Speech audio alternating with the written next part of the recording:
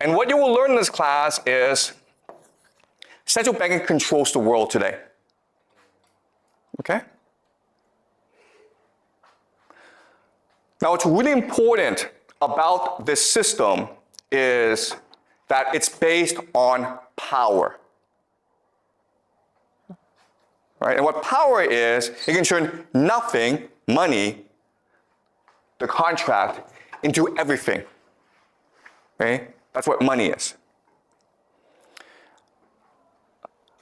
Okay, so we live in a world in which banks can print out money, right?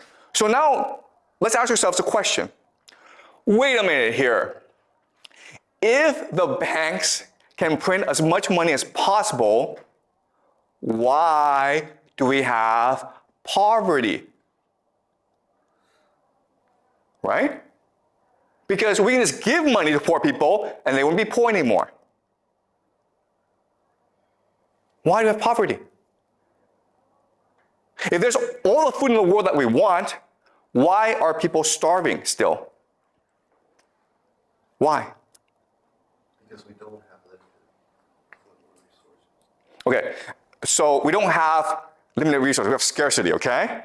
Right, so that is the common answer, scarcity. We have poverty because of scarcity. But I already told you this. They can print money out of nothing. So money is infinite. Money is an infinite resource. So why do we have poor people then? That's kind of strange.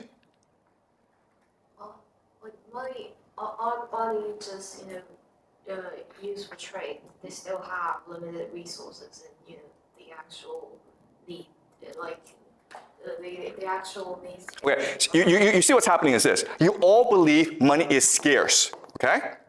I just spent the past 10, 20 minutes explaining to you, it's not scarce, it's infinite.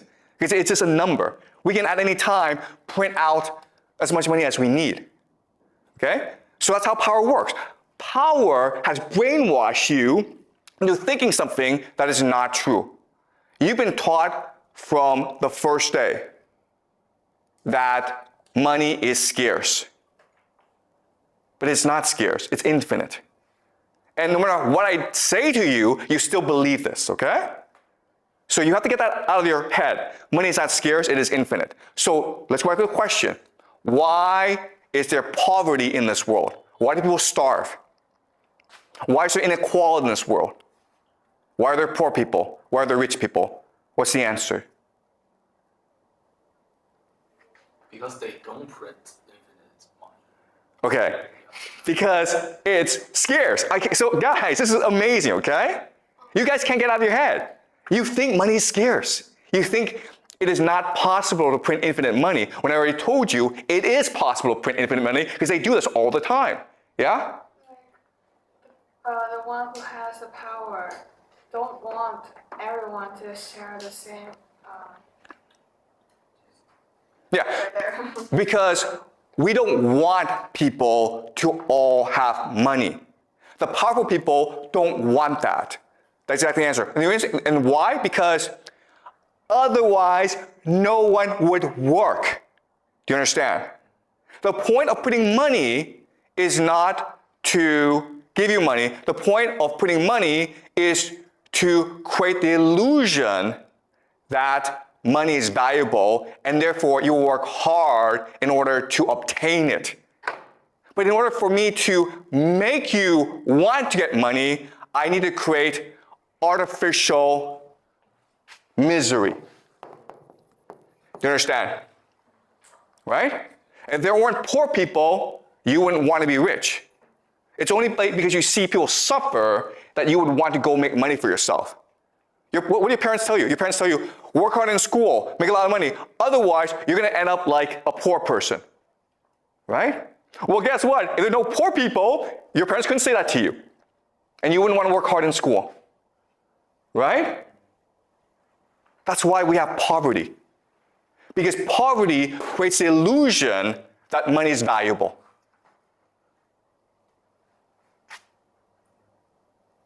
In other words, poverty isn't what you do to yourself, it is what the powerful do to you. Now let me ask you another question. You guys have studied some economics. Why do you have like crises? Crises. For example, there's a stock market crash.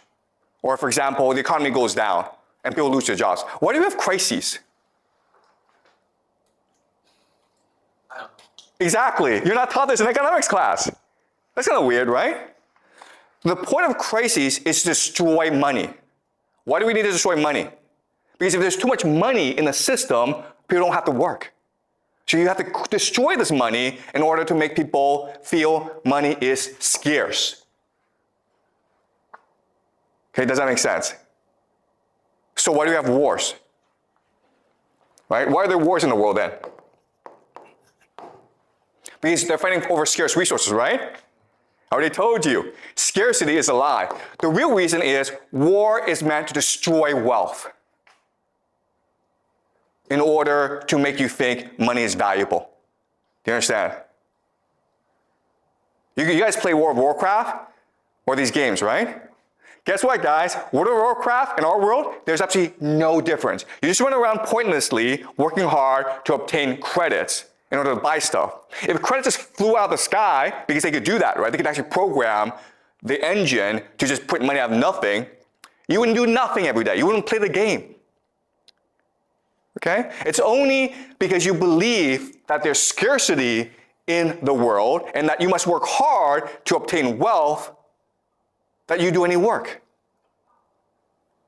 Do you understand this? Okay? So this world that we live in, it's a complete illusion created by central banking in order to make us work as hard as possible. Because the real value is not money. The real value is the work we do. Okay, does that make sense, guys? All right, yeah? Wanted to ask, you said scarcity is an illusion, right? But I understand that money can be printed infinitely, but resources such as food and land, they are technically unlimited. So scarcity still exists in other resources. Okay, that's a great question, okay? So the question is, isn't food scarce? Because food is a finite resource, right? Do yourself a favor, okay? Go to the garbage dump somewhere, anywhere in Beijing, and see the amount of food that is wasted every single day. If food was scarce, why do we have food waste? Okay, so if you just do the mathematics, what you will discover is there's enough food to feed everyone. Okay? There doesn't have to be hunger and starvation. It's an artificial crisis. Okay, does that make sense? So you're right in that, yeah, the food's not infinite, but it's abundant. There's a lot of it, enough to feed people. Okay? On the land, oil resources, the reason they go to war before. Okay, all right, so again, you guys are stuck in the scarcity mindset. And it's very convincing. So let's move on, okay? So this is something that we'll go back to later on, okay? Because I cannot convince you today, this morning, that everything you believed about the world and about yourself is wrong. Okay, you're still stuck there, like, okay, there's scarcity, and you're right, there's scarcity, but we also live in a world of abundance. Okay? And a lot of things that you believe are just misconceptions about the world. Okay, so we'll go back there, okay, later on. All right, so let's move on. Okay, so we've done money now, right? Now let's do another question. Let's do a question of happiness.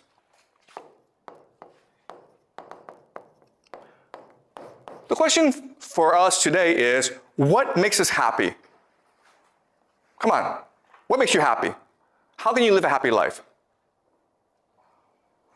Okay. Well, obviously, money, right? If you have a lot of money, that's gonna make you happy. What else? Power. Exactly, power, right? Sure. Power. Excuse me? Freedom. Okay, good. Freedom. Yeah. What else? Relationships, yep, sure. You have good friends, right? Like lots and lots of friends. What else? romantic relationship. Okay, love, right? Love, sure. What else? Like video games, I guess. Vacations, okay? Lots and lots of things, okay? What you will discover about this list is this. You are thinking about individual happiness.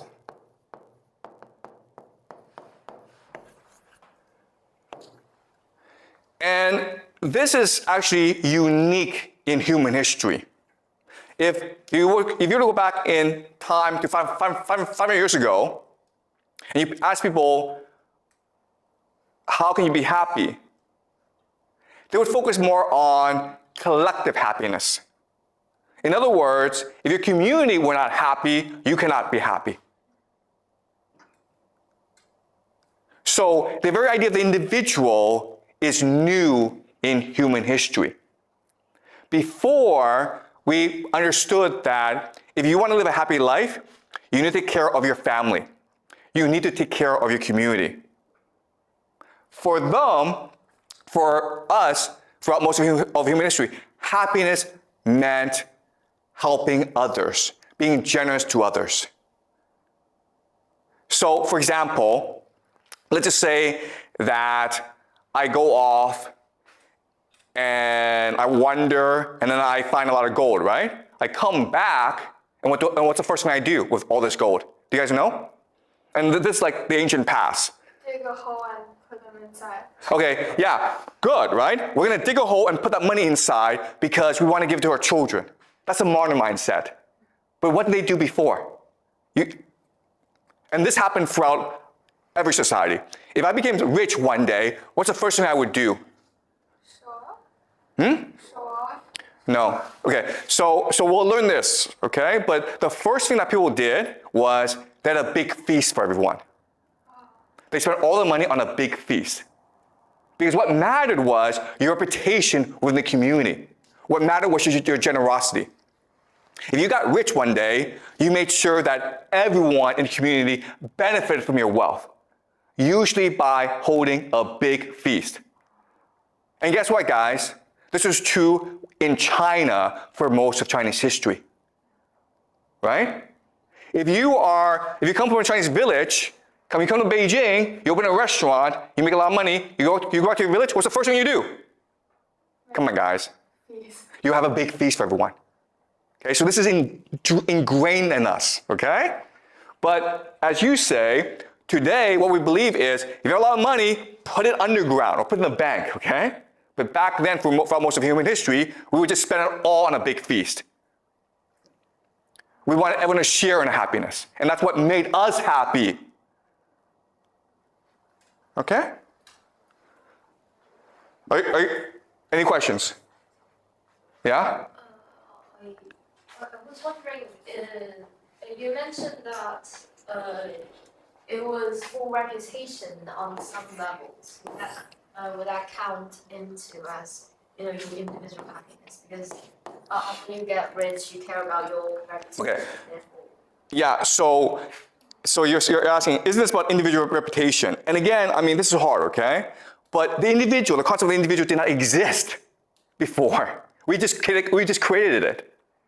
The idea that I'm a person independent of my family, independent of my community, independent of the world around me, makes no sense.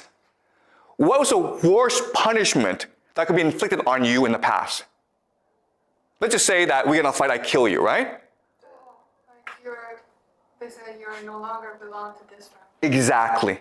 Banishment, exile. Not death, right? And today, if I killed you, the police would come catch me and then kill me. But before, we didn't do that because the worst thing that we could do was exile you. It says, you're no longer part of us. You understand? So the concept of the individual did not exist, right?